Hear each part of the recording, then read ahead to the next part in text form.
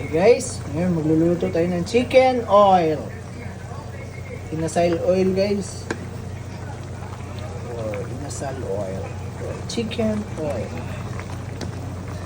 Simple lang yun guys. Bawang, tubig at saka balat ng manok. Tapos lagyan na lang ng asin.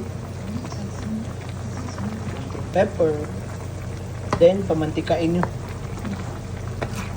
Kung sa Binisaya pa, kupsan. Isabay na ninyo ang bawang guys o kaswitis. Anato seed. Guys. Chicken oil.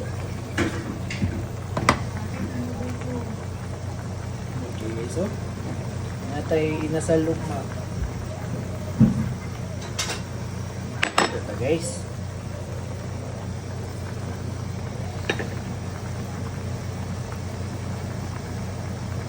Ano to guys, padayon sa paglambo. Bye bye.